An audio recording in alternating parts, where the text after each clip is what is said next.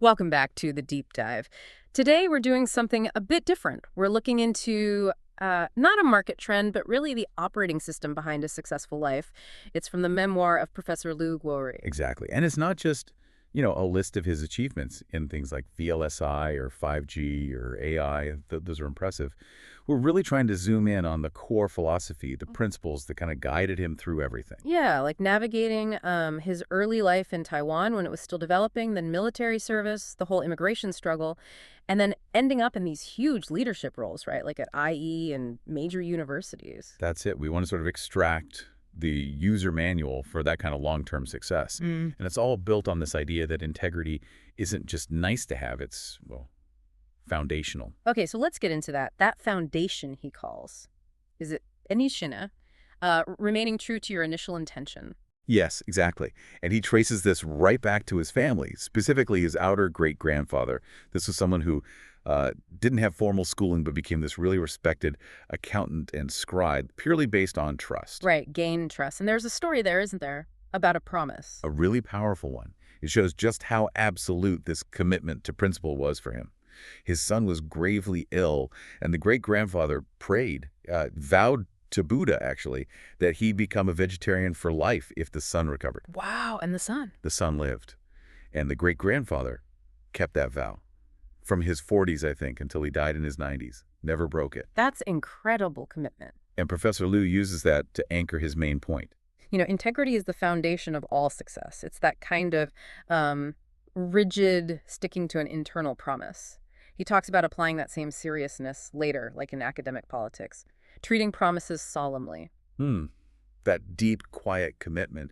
It kind of connects to a story from his own childhood, too, doesn't it? Something painful. Yeah, a really formative one. He was 10 years old, and he really wanted one of those fancy imported Japanese teddy bears, the really fluffy ones. He asked his great-grandmother for it. Oh. But when she came back, she didn't have the imported one. She'd made him one, hand-stitched, not fluffy.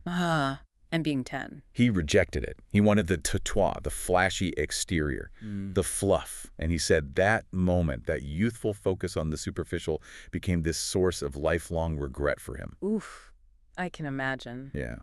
He eventually realized, as he put it, the most beautiful teddy bear is woven with love, not just thread.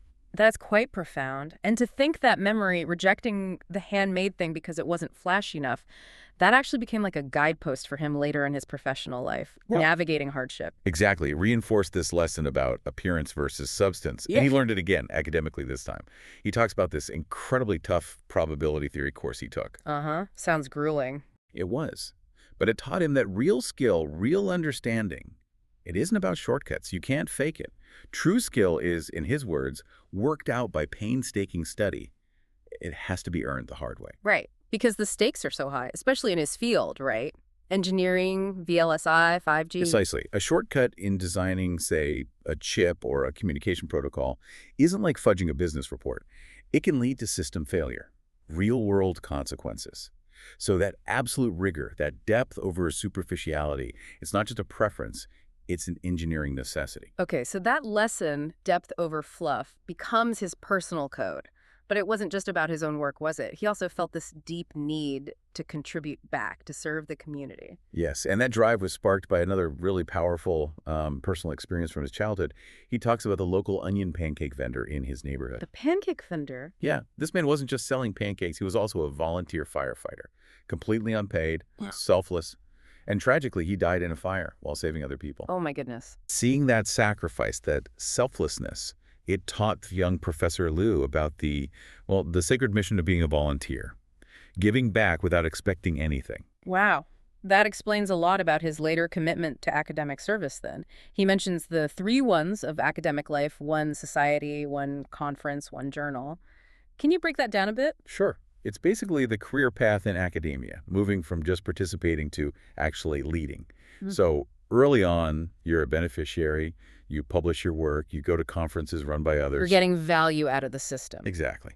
But as you become more established, the expectation, or maybe the responsibility, is to become a contributor, a volunteer organizer. You start running the conferences, editing the journals, leading the societies. You sustain the whole structure. And these aren't small clubs we're talking about, you mentioned. 500,000 members, over 100 countries.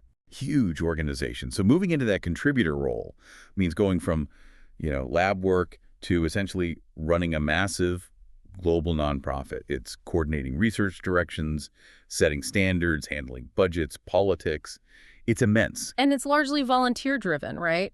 Driven by that sense of contribution he learned early on.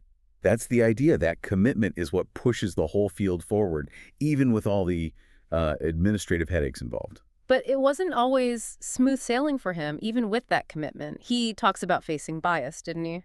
Particularly as an immigrant. Yes, he's quite frank about that. The need to work, maybe twice or three times as hard just to get noticed or be taken seriously.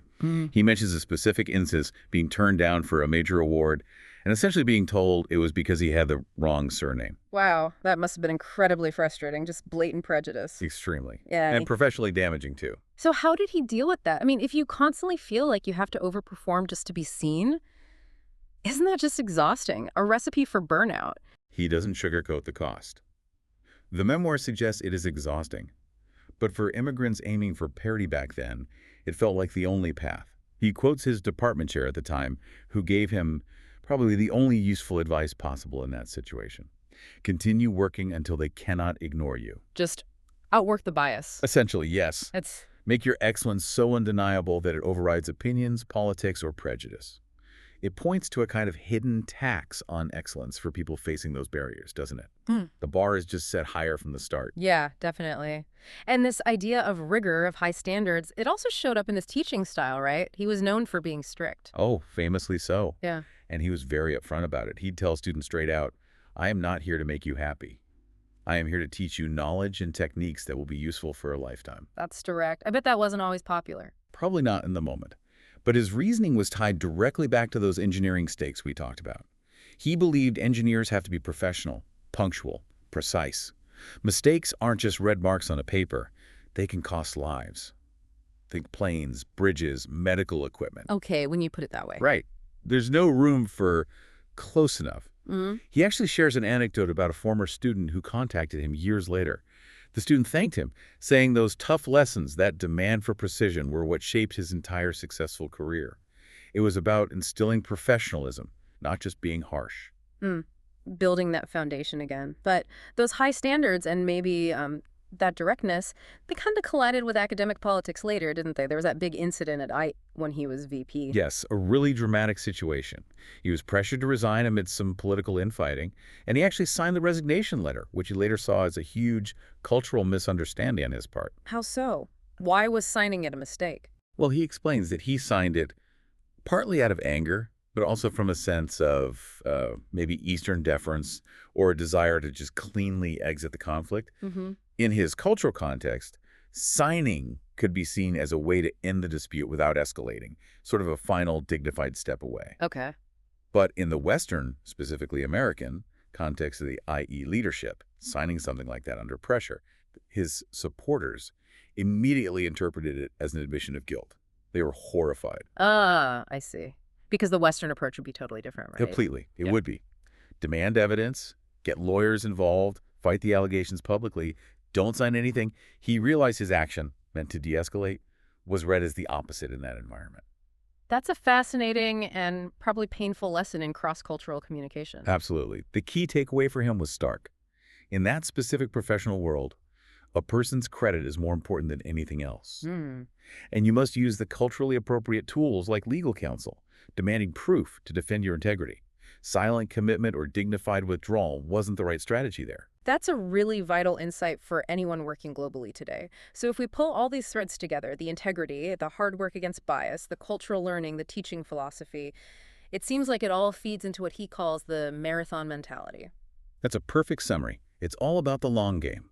Life, your career, it's a marathon, not a sprint. It doesn't really matter who's ahead at mile 5 or who gets the early applause. What counts is finishing the race, enduring. So every achievement, every award isn't the end. No, exactly. It's just the starting line for the next leg of the race, the next phase of contribution. You don't rest on your laurels. You use them as a platform to keep going. Okay. And that brings us near the end to his idea of true knowledge, the concept of aeon. It's not just about accumulating facts, is it? Which, let's face it, machines can do better now anyway. Right. He argues that true knowledge, real A, comes from learning how to ask EM. It's the process of inquiry, the ability to formulate good questions, disruptive questions even. So asking the right questions is more important than having all the answers. That's the core of it.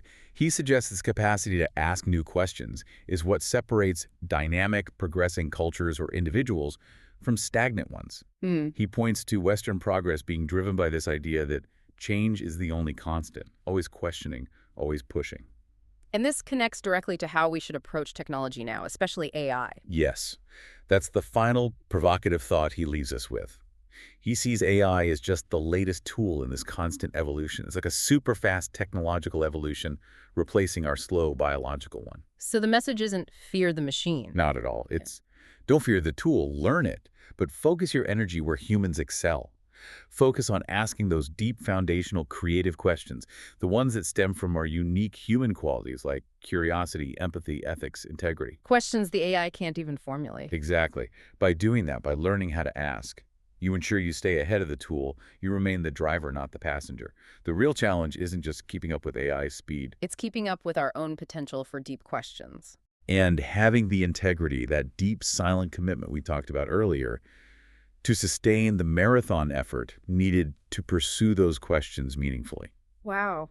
That's a powerful way to wrap it up. It really brings together the personal integrity and the intellectual journey. Mm-hmm. It's about the whole person applied over a lifetime. Fantastic. Well, that seems like the perfect place to end this deep dive into a life lived with such profound purpose. Thank you for unpacking that with us. My pleasure. Lots to think about there. Definitely. Thanks for tuning in, everyone. We'll catch you on the next deep dive.